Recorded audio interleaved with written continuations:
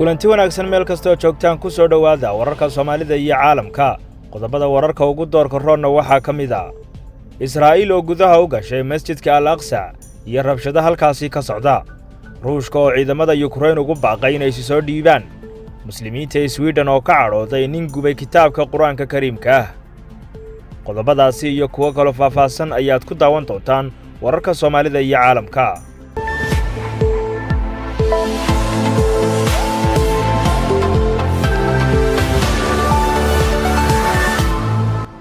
waa hagaaga mar kale kulanti wanaagsan Ramadaan Kariim waa xadda bisha Abriilna ay ku beegan tahay 17 sanada 2022 aynu ku bilownaa aroornimadii saaka baaro 7 subaxnimo ayay ahayd markii ay ciidamada Israa'iil ay xoog ku soo galeen gudaha masjidka barakaysan ee Al-Aqsa iyaga oo damcay inay kala dareeriyaan dadkii muslimiinta ahaa ee halkaasi ku tukanayay. boqolaal ka mid ah ciidanka Yuhuudda oo ku qalabaysan budhadh bambooyinka gacmaha laga tuuro iyo waliba hubka ayaa damcay inay dareeriyaan dadkii muslimiinta ahaa ee halkaasi ku cibaadaysanayay. ciidamada ayaa doonayay in ay gudaha soo geliyaan dad Israa'iiliyiin ah oo doonayay inay gudaha masjidka xoolo ku gowracaan si ay u xusaan ciidda Yuhuudda. ciidamada ayaa soo dhex qaaday hoolalka kala duwan ee masjidka iyagoo sidoo kalena sunta dadka kaga ilmaysiisa u adeegsaday dadkii cibaadaysanayay, taas oo keentay inay muddo 3 saacadood ku xayirnaadaan gudaha isla mar ahaantaana la waayo cid xataa qaada dadkii dhaawacyada fudud ay soo gaadheen. ururka Bishacas ayaa sheegay in dhakhaatiirta laga hor istaagay inay galaan gudaha masjidka si ay u qaadaan dadka dhibanayaasha ah si loo geeyo goobo caafimaad.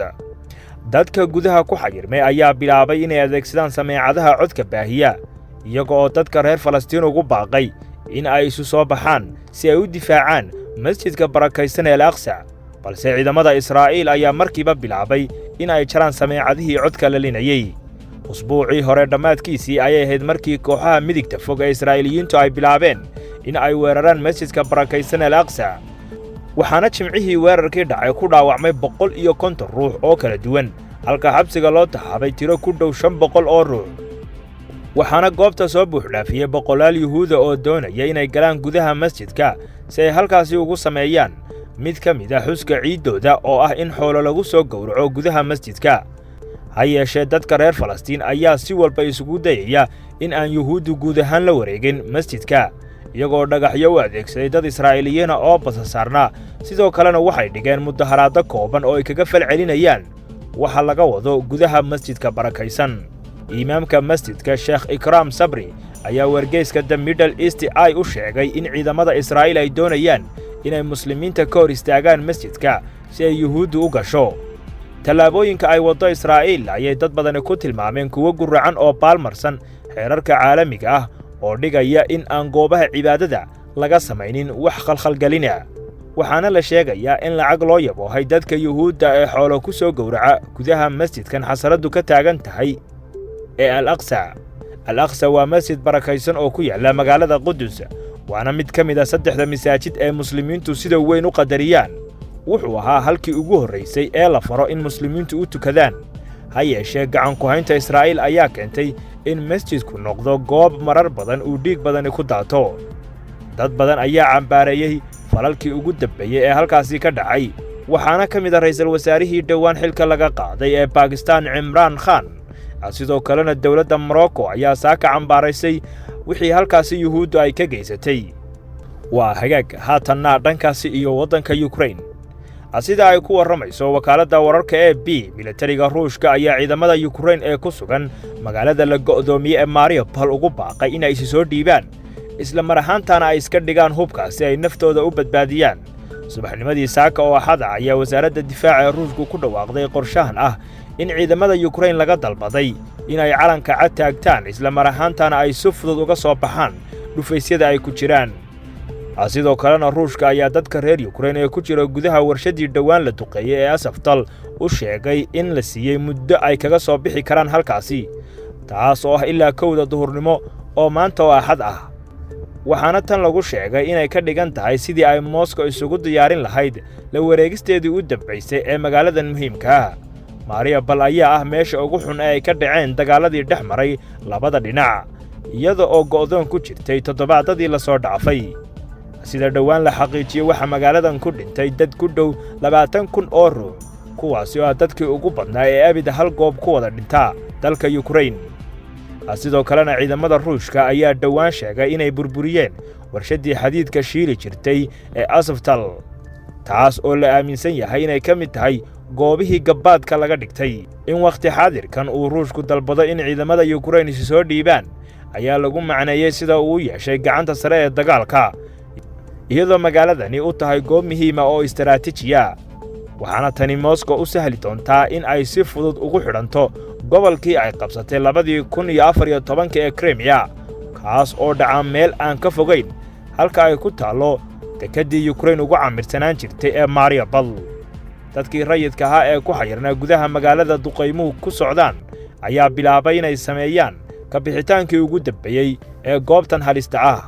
hayeeshee waxa yar goobaha la mari karo si loo fakado maadaama magaalada oo dhan ay ku wareegsan yihiin ciidamada Ruushka oo eeganaya wixii dhaqdhaqaaqaba. halka kaliya ciidamada Ukraine ka joogaan magaaladaasi ayaa ah warshadda birta dhalaalisa ee Azovstal, taas oo lafteeda ay ku socdaan duqaymo aad u badani. haddii ay ciidamada Ukraine isu soo dhiibaan cadowgooda Ruushka, waxay ka dhigan tahay in guud ahaanba Moscow ay ku gacan sarrayso dagaalka, maadaama ay hantiday goob aad u muhiim ah. waxaana ay taasi ciidamada Ruushka ku sii dhiirigelin doontaa in ay sidan oo kale go'doomin u saaraan magaalooyinka ay u arkaan inay yihiin kuwa muhiim ah. iminkana dhankaas iyo waddanka Sweden, rabshado xidhiidha ayaa weli ka socda dalka Sweden kadib markii muslimiintu ay ka cadhoodeen nin midagta fog ah oo goob fagaara ku gubay kitaabka Quraanka Kariimka ah. ninkan ka cadhaysiyay muslimiinta ku nool waddanka Sweden oo lagu magacaabo Rasmus Paludan, oo ah nin ku caan baxay islaam nacaybka iyo falalka kale cunsuriyadda ah, ayaa dhawaan goob fagaara ku gubay kitaabka xurmada leh ee Quraanka Kariimka ah. ninkan oo hogaamiya xisbiga Stam Karis oo aan lahayn wax saameyna ayaa waxa falka ninkan uu ka cadhaysiyay muslimiinta dalkaasi oo awalba wajahayay culays xun, taas oo keentay inay gadoodaan isla mar ahaantaana ay ka dagaalamaan falka lagula kacay diintooda halkii ugu sarraysay. booliiska Sweden ayaa sheegay in habeenkii saddexaad ay soconayaan mudaharaadada lagu diidan yahay gubista kitaabka Quraanka Kariimka ah, iyadoo dadka dibadbaxa dhigaya ay isugu soo baxeen shaariicada iyo dariiqada waaweyn ee magaalooyinka Sweden. dadkan oo wajiyadooda laga dheehanayay sida ay uga cadhaysan yihiin falka uu ninkaasi ku kacay ayaa xidhay meelo badan oo waddanka Sweden ku yaala, iyagoo sidoo kalena dawladda ugu baaqay inay sharciga soo joojiso ninkaasi islaam nacaybka ku caanbaxay. dibadbaxyada inta ugu badan ayaa la sheegayaa in ay ka dhaceen koonfurta dalkaasi, iyaga oo booliisku sheegaya in dhalinta mudaharaadka ka qaybgalaysa ay dhagaxaan ku tuureen goobo iyo baabuur halkaasi taalay, iyagoo sidoo kalena dab qabadsiiyey goobo kala duwan. ninkan ka cadhaysiyay muslimiinta dalkaasi ee lagu magacaabo Basmas ayaa ah nin asal ahaan ka soo jeeda waddanka Denmark balse haysta dhalashada Sweden. waa nin ku caan baxay islaam nacaybka isla mar ahaantaana aan qarsan nacaybka uu qabo muslimiinta. dad badan ayaa qaba in sababta uu Qur'aanka u gubay ay tahay inuu shacbiyad ugu helo xisbigiisa oo aan haysan wax taageera, wuxuuna goob walba oo fagaara ka sheegaa inuu dunida ka cirib tiri doono dadka muslimiinta ah, isagoo sidoo kalena ku baaqa in la gubo kitaabka Quraanka Kariimka ah.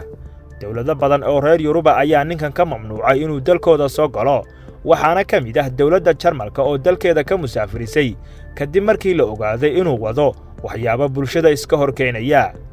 maaha markii koobaad ee uu ku kaco fal ka dhana kitaabka Quraanka ah, balse markan waxa uu ku gubay goob fagaara, taas oo keentay in muslimiintu si weyn uga falceliyaan. dawladda Sweden ayaa wax tallaabo aan ka qaadin ninkan ka cadhaysiyay dadka laga tirada badan yahay ee muslimiinta ah, kuwaasi oo aan galaangal badan ku lahayn dalalka reer galbeedka. وهاجاك دعوة ديال intaasi ayaanu ku soo koobinaa wararkii ugu dambeeyay Soomaalida iyo caalamka tan iyo inta aanu ku kulmi doono wararka kan xiga waxaanu idinkaga tagnaa sidaas iyo nabadgelyo.